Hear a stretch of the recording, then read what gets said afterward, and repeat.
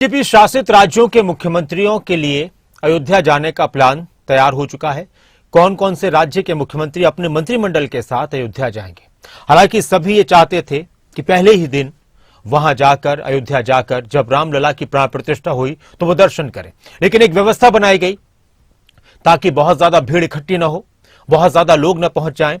और अब सभी से ये अपील की गई है, तो जनता के लिए अपील है। दूसरी तरफ एक और खबर आई कि प्रधानमंत्री ने अपनी कैबिनेट से अपील की है, कैबिनेट मंत्रियों से अपील की है कि वो फरवरी में आने वाले वक्त में देर के साथ ही अपना प्लान अयोध्या के लिए बनाए, क्योंकि सरकार ये चाहती है कि ज्यादा से ज्यादा जनता, आम पब्लिक जो इस वक्त वहां पर भीड़ उमड़ रही है, वो दर्शन कर ले।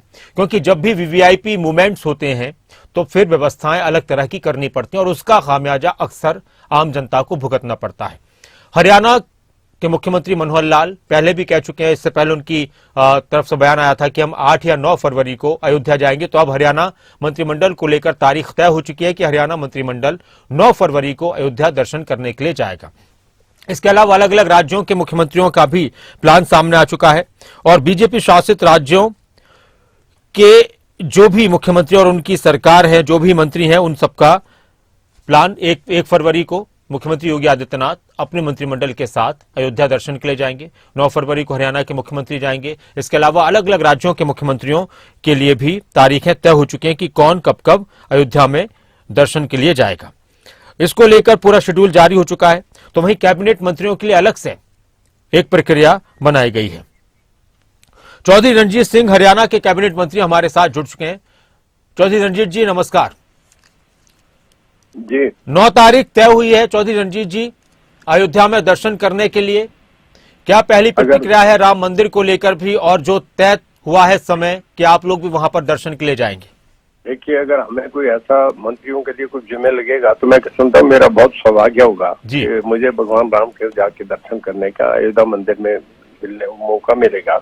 ये बहुत सौभाग्य की बात है। मेरे जीवन का सबसे अच्छा क्षण होगा कि मैं जाके उनके दर्शन करूं। जी चौधरी साहब, राम मंदिर को लेकर और बहुत सारे संघर्ष हुए। आने वाले वक्त में इसको लेकर यह भी कहा जा रहा है कि बीजेपी को बहुत फायदा भी मिलने वाला है। इस पर आप क्या कहेंगे? देखिए, ये लोगों के अपने अपने ओपिनियन है।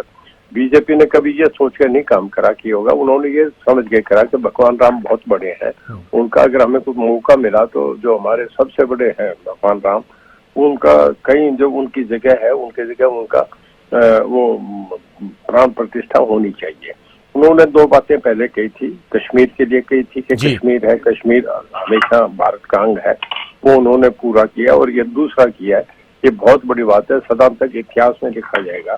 भगवान राम बहुत बड़े थे, उनका प्राण प्रतिष्ठा करा, उनकी जो जगह थी उस मंदिर बनाई, बहुत बड़ी बात है। बहुत शुक्रिया चौधरी रणजीत जी हमारे साथ जुड़ने के लिए। चौधरी रणजीत सिंह जो कह रहे हैं कि जिस तरह का प्लान बना है और अगर वो वहां जाते हैं अयोध्या दर्शन के लिए तो उनके लिए बहुत बड़े सौभाग्य की बात होगी।